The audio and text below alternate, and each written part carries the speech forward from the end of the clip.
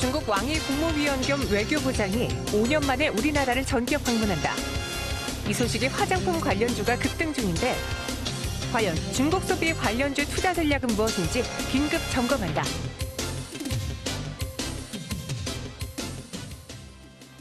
네, 앞서 이야기한 것처럼 오늘 거의 대부분의 종목이 빠지고 있는데 그래도 이 안에서 버텨주는 화장품주, 그 이유 아시죠? 자세하게 짚어보도록 할게요. 펠리스제 리서치 김미수 대표와 함께합니다. 안녕하세요. 네, 안녕하십니까. 네, 대표님. 네. 이제 왕이 부장이 5년 6개월 만에 방한을 한다라는 소식 때문에 뭐 네. 화장품주, 엔터주, 관련 면세점주 오늘 그나마 좀 숨통 트이고 있는데 네. 왕이 부장이 누군지부터 짚어볼게요. 네, 검색해야 되겠죠. 구글링 해야 될 것 같습니다만. 공부해 오셨죠? 네. 왕이 부장이라고 하게 되면 그래도 아마 화면을 통해서 많이 낯이 익숙하신 분인 것 같습니다. 그러면서 일단 중국의 외교부장과 함께 중국의 국무원이다라고 하게 되면 타이틀 2개 갖고 있으면은 대단한 사람이라고 생각이 들고 있고요. 중국에서 영향력이 있다는 분으로 보시면 될 것 같은데 이분의 양력을 보게 되면 최연소 부부장으로 외교부에 들어왔던 분으로 알고 있고요. 거기다가 2013년도 시진핑 체제가 갖춰지면서 바로 어떤 데뷔를 했다라는 쪽으로 봤었을 때 어떻게 보면 같은 하나의 중요한 외교 쪽에서 중국을 담당하고 있다라고 보시면 될 것 같고요.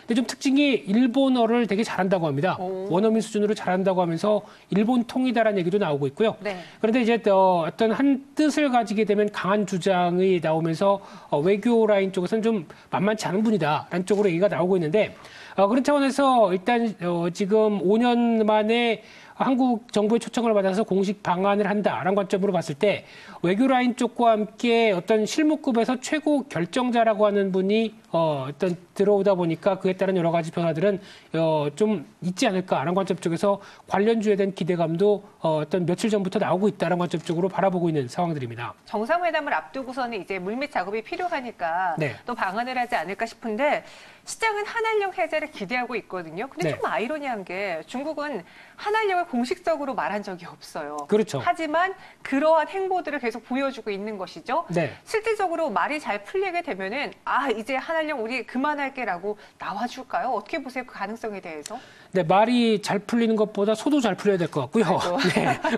거기다 이제 좀 중요한 부분들이 이번에 지금 공식적으로 나온 의제를 보게 되면 한중 양자 관계 그리고 또 한반도 정세, 지역 및 국제 문제 논의 관련된 부분들에 대해서 얘기할 걸로 보여지고 있는데 그러다 보니까 이제 좀 더 저희는 실리적인 관점 쪽으로 봤을 때 이 사드 관련된 쪽의 이후에 나오는 어떤 한중 관계에 대한 개선들 그리고 또 시진핑 중국 국가주석의 방한 가능성이 높아지다 보니까 그에 따른 어떤 일련의 절차들도 얘기를 할 걸로 보여지고 있고요. 네.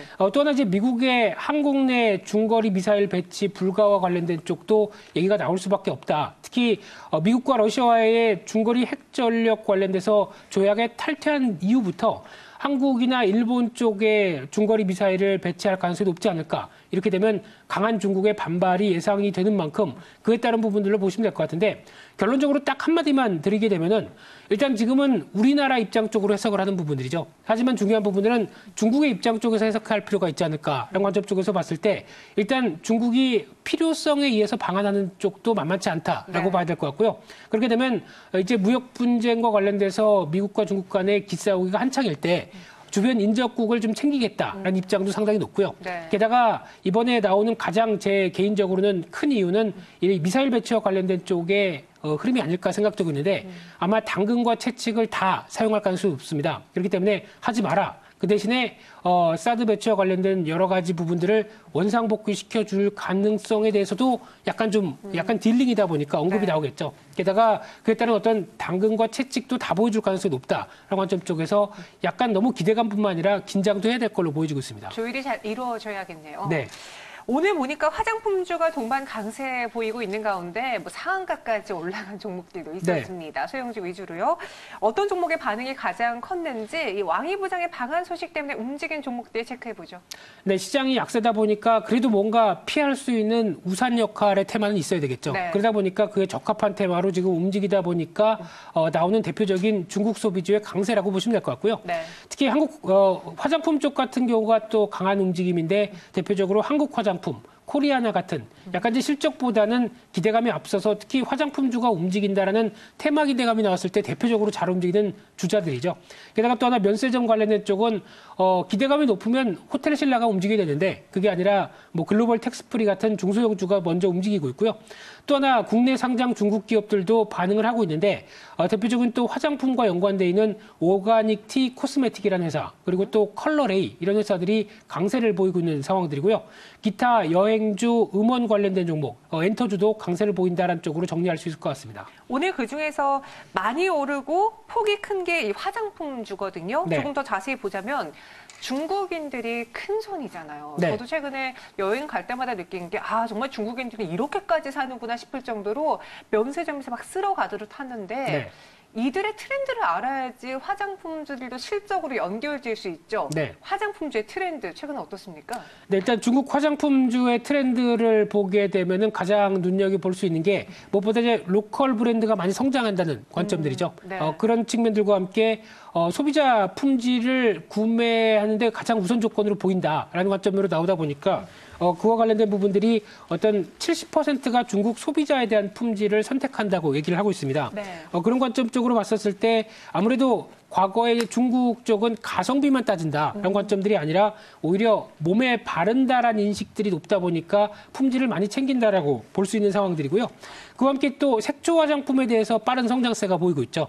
특히 연간 11% 이상으로 성장세가 들어가는데 아무래도 뷰티 부분 쪽에 왕홍이라고 하죠. 유튜버에 대한 역할들이 상당히 크다 보니까 색조 화장품도 눈이 간다라는 쪽으로 보여지고 있는데 또한 또 온라인 채널도 상당히 높은 성장세를 보이고 있습니다. 2017년만 하더라도 2013년도 대비해서 10%포인트 올라온 23%대까지 올라오다 보니까 이런 쪽을 봤었을 때 면세점에 대한 구매보다는 온라인 채널들도 한 번쯤 생각을 해야 될 부분이라고 생각되고 있고요.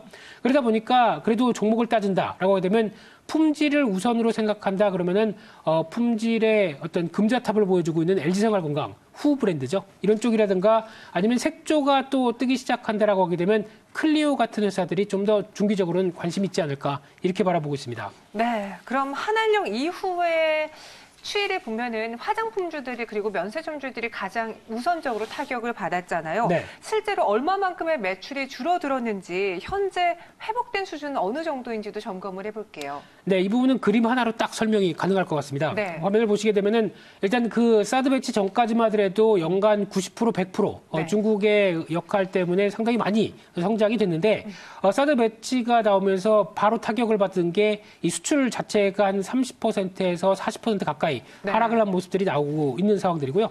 그런 상황 쪽에서 한 2017년도 저점대를 대비를 해서 작년이 회복세가 이끌어지면서 일단 한숨 돌렸다라고 바라보고 있는 상황들이고요. 이번 달 1월 달에서 8월 달 같은 경우도 누적으로 보게 되면 전년 대비해서 한 10%, 11% 증가한 모습들이 나오다 보니까 이런 추이를 보게 되면 일단 회복이다라는 쪽으로는 분명히 보여지고 있는데 하지만 중국 시장에서 화장품 쪽은 경쟁이 상당히 치열해지고 있죠. 게다가 이 홍콩 사태를 통해서 나오는 부분들까지 보게 되면은 아무래도 중국이 위생허가가 화장품 쪽은 필수인데 이쪽에 우회 통로로 홍콩을 많이 이용했다라고 하게 되면 홍콩 사태로 인해서 약간 영향은 받지 않을까라는 관점들도 염두할 필요가 있다 이렇게 보여지고 있습니다. 네, 화장품주들의 그럼 실적까지 알아보겠는데요. 3분기에 네. 이제 어느 서프라이즈 기업들이 좀 많았잖아요. 네. 그 안에서 아모레퍼시픽이 정말 센세이션했고요. 네. 그렇다면 4분기에도 실적이 잘 나올 만한 종목들이 무엇이는지 미리 좀 예측을 해보자면 어떤 종목이 있을까요? 네, 일단 반기 보고서까지 챙겨봤었을 때 한 화장품 기업이 한 67개사가 있습니다. 67개사요. 예, 그중에서 37개사가 매출이 어떤 전년 대비해서 감소하는 모습들이 나왔고요. 네. 절반 이상이죠. 게다가 또 24개사는 영업 손실입니다. 그만큼 아직 그렇게 녹록지 못하구나라는 쪽에서 봤을 때 중국 시장의 비중이 높은 기업들이 오히려 더 부진했다고 볼 수 있는 상황들이고요. 그래도 그나마 3분기 때 실적 보게 되면은 작년 동기 대비해서 영업이익이 증가한 회사를 봤을 때 대표적으로 LG생활건강, 아모레퍼시픽, 신세계 인터내셔널 어떤 3인방이라고 하는 대표적인 대기업들은 다 그래도 실적이 괜찮았다고 봐야 될 것 같고요. 그 밖에 한국콜마, 콜마 비네이치, 네오팜, 연우 같은 종목들도 두드러진 실적을 3분기에 보여줬다라고 정리할 수 있을 것 같습니다. 저는 4분기에도 아모레퍼시픽이 좀 어닝 서프라이즈 내놓으면서 네. 그동안 못 갔던 이 화장품주, 대장주의 힘을 좀 보여줬으면 하는 바람이 있어요. 네, 아무래도 네. 그동안 좀 밸류가 좀 높았던 부분들 때문에 실적이 안 나온다는 것들이 고민을 삼았었지만은 네. 이제 지금은 이제 실적도 그래도 받쳐주기 시작한다는 관점 쪽에서 고밸류지만 그래도 많이 빠졌다는 부분들이 지금 반영한다 이렇게 보시는 게 맞다고 봐야 될 것 같습니다. 네, 그럼 마지막으로요. 화장품주는 또 연말에 이제 소비 효과까지 더해질 수 있잖아요. 네. 연말에는 무언가를 사고 싶고 네. 화장품도 사고 싶고 그런데 이런 효과까지 수혜를 같이 받을 수 있을지 현재 시점에 매수, 매도, 투자 의견 들어볼게요. 현재 시점 딱 본다라고 지금 하게 딱. 되면 딱 오늘 지금 딱. 오늘 딱 네, 너무 네. 단정적이시군요, 항상. 네. 네. 그런 쪽으로 봤을 때 오늘은 저는 파는 게 맞다고 봐야 될 것 같습니다. 오늘도요. 네, 비중 축소 관점으로 보면서 이런 어떤 기대감들이 우리나라 입장 쪽에서 해석해서 사드 배치 관련된 이슈를 약간 자의적으로 해석할 수 있다는 부분으로 봤을 때는 기대감이 반영된다는 관점 쪽에서 파는 게 맞다라고 봐야 될 것 같고요. 그런 관점 쪽에서 오히려 이제 중기적으로는 연말 소비 효과나 면세점 효과와 관련해서 화장품주들이 어떻게 이어지는지에 대한 변화들은 조금 더 챙겨볼 필요가 있다라는 쪽도 일단 중기적인 숙제로 남아 있는 가운데 그래도 비중 축소한 다음에 다시 살 자리는 나올 것 같다라고 바라보고 있고요. 그중에서 한 종목을 딱 고른다라고 하게 되면 저는 연우란 종목을 봐야 된다고 생각되고 있는데 네. 화장품 용기 쪽에서 아메리카퍼시픽, LG생활건강이 주요 고객사인데 이번에 중국 진출에 성공적으로 해서 나오는 실적 변화다라고 하게 되면 올해 매출이 3천억대로 한 9% 늘어날 걸로 보여지고 있고요. 영업이익도 한 380% 늘어서 236억대로 2016년도 실적 부분들을 다가서기 시작한다. 가장 잘 나왔을 때죠. 그렇게 되면은 내년도 영업이익이 한 17% 늘어난 276억대를 보여준다라고 했을 때 이런 실적에 대한 변화를 본다라고 하게 되면 그래도 하나 고른다고 한다면 연우가 가장 눈에 띈다. 이렇게 바라보고 있습니다. 네. 화장품 관료주 최선우주로는 연우 말했고요. 오늘은 이제 화장품주들이 반등하고 있는데 지금 따라가기보다는 오히려 매도하면서 수익을 내는 게 좋은 시점이다라고 정리해 주셨어요. 지금까지 김민수 대표와 함께했습니다. 고맙습니다. 감사합니다.